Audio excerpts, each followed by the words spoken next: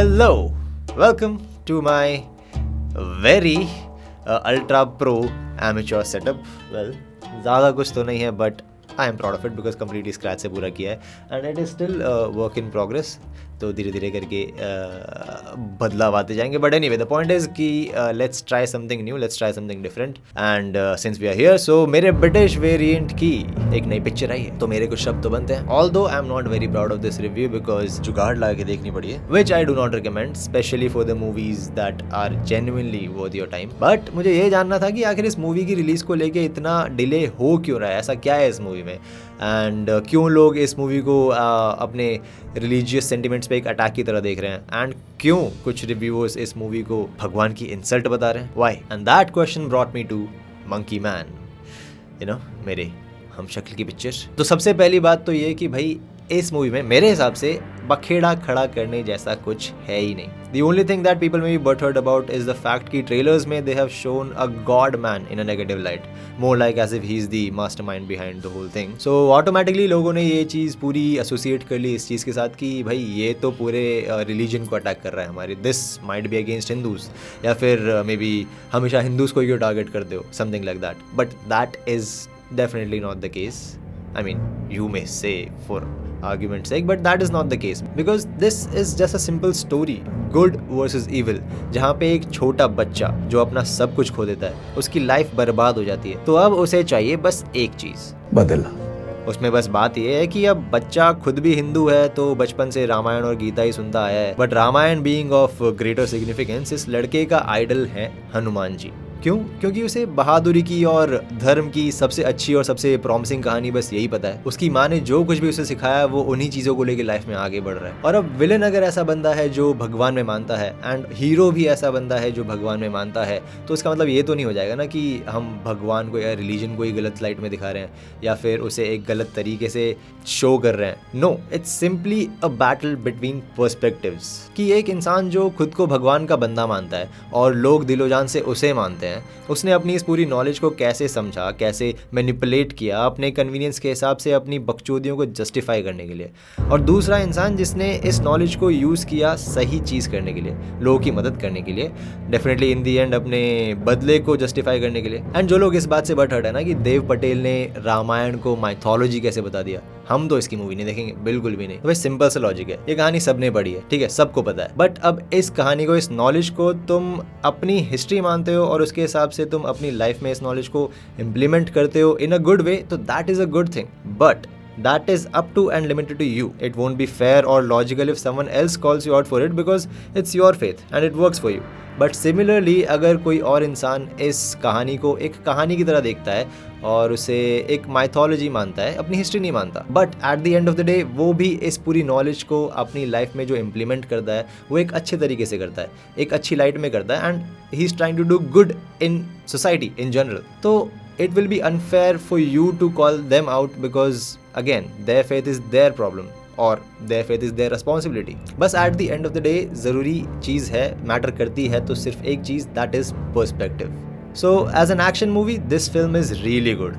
As a directorial debut this movie is perfect for Dev Patel. Technicality के base पे जाओगे, cinematography देखोगे, sets देखोगे, they are all really well done, like genuinely.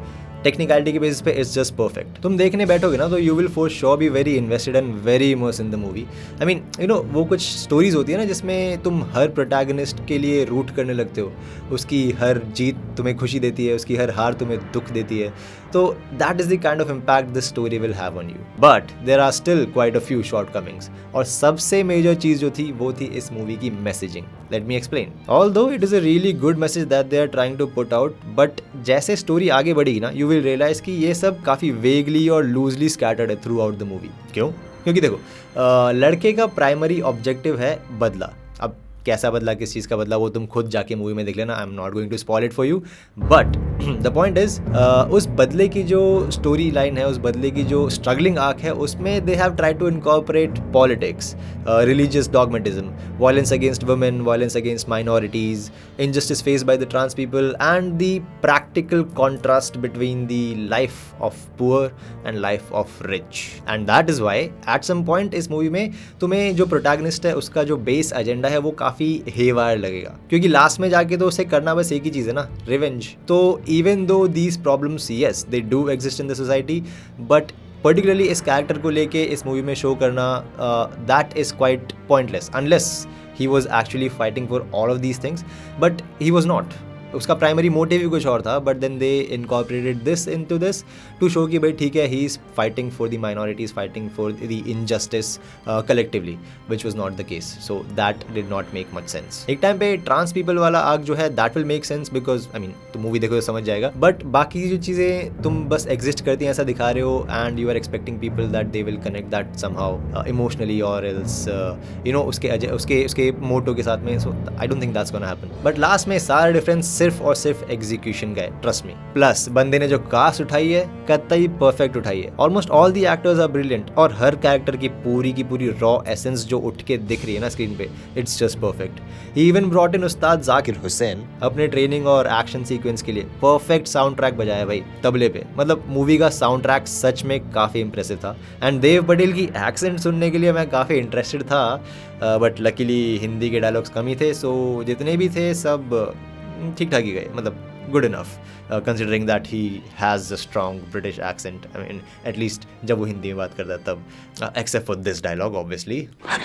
तो लगभग सभी की performances were proper, my favourite being Ashwini Kalsekar and Vipin Sharma. So अब इसके बैन की बात करते हैं। So personally I don't think कि इस मूवी में ऐसा कुछ भी था जिसकी वजह से इसे रिलीज नहीं होने देना चाहिए, ऑब्वियसली, बिकॉज ये मूवी एक्चुअली देखने वाली चीज़ है, considering the kind of content we are consuming these days, definitely ये देखने वाली चीज़ है। बस दिक्कत यही है कि एक गॉड मैन को नेगेटिव लाइट में दिखा दिया है, और कहीं पे डायरेक्ट कहीं पे वेगली ही सही, बट पॉलिटिक्स को क्वेश्चन करती है ये मूवी, लॉ एंड एनफोर्समेंट को भी क्वेश्चन करती है ये मूवी, और pretty much like Slumdog Millionaire, I guess Dev उस रोल से उभरा नहीं है अभी भी, तो just like that brutality of life जो होती है ना, वो बहुत ही विविड तरीके से दिखाई है। इसलिए बैन का पता नहीं, बट आई हैव फीलिंग कि एटलीस्ट जब तक इलेक्शंस है तब तक इसके रिलीज़ को तो ये लोग टालते ही रहेंगे for sure, mainly because probably they don't want another controversy happening in the middle of it. और अगर उससे पहले रिलीज़ हुई भी तो I have a strong feeling कि शायद डायरेक्टली ये लोग नेटफ्लिक्स पे रिलीज़ करेंगे, they won't give it the theatre release, which would be quite unfair. लेकिन अगर सेंसर बोर्ड ने थिएटर रिलीज़ ना देने के लिए वायलेंस और न्यूडिटी रीज़न बता दिया ना, तो that would be just simple and plain hypocrisy considering the release and success of Animal, you know. Either way, what I want to say is कि तुम लोग टॉरेंट पे मत जाना please, I suggest, I recommend, I request. अगर theatre release मिल गई इस movie को तो go and watch it in the theatre, अगर OTT पे आती है तो go and watch it on the OTTs, but जो भी है, एंड अगर अभी तक देख लिया ऑलरेडी तो गो फॉर इट, लाइक आ जाओ कमेंट्स में बातें करते हैं। But anyway, I believe the movie is good enough to be watched by everyone and not be banned completely, and I would love it if it gets the theater release, but anyway, let's see क्या होता है क्या नहीं होता है। So that was it.